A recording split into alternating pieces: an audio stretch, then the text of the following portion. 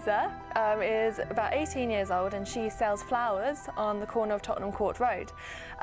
She is incredibly cockney. She hasn't had very nice opportunities in life at the moment. She is a common flower girl. She is what Higgins calls a squash cabbage leaf. I play Professor Henry Higgins. He would want you to use his correct title, and he is a professor of phonetics, so his business is the science of speech, and he's pretty single-minded about it. That is his absolute obsession.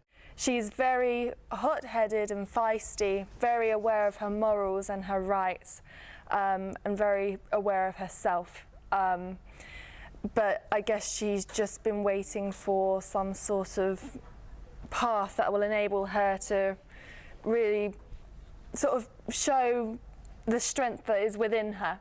And she's always been held back because of her class and the opportunities that she's had so far in life. But she's an absolute joy to play. So when he comes across a flower seller in Covent Garden who has a particularly interesting Lisson Grove accent, he becomes involved in essentially a bet with his friend to turn her into a duchess, a fine lady. From a feminist view, for women's independence, I mean, you know, it was probably one of the first plays of that era to really showcase this really strong female character who shows this personality through her class and shows this inner strength that can drive her through all of these challenges that she may face.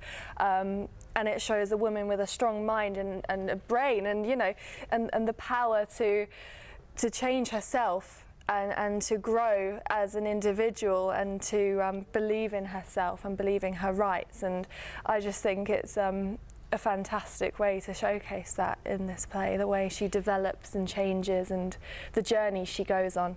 Unfortunately, as the story is pretty well known, he doesn't have a huge amount of consideration for her as a human being. He treats her, unfortunately, throughout the majority of the show, more like an object than a human being. I think that changes throughout the course of the show. I won't give anything away as to what happens at the end, although, as I say, it is quite well known.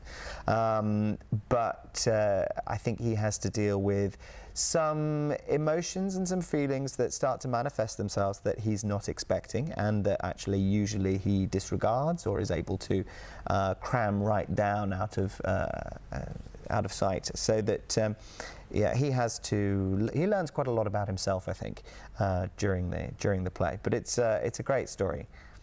There's a lot of levels, as there is with anyone, but you know, you really see the development of her through the play, from this cockney flower seller to this established lady, and it's lovely. It's a lovely part.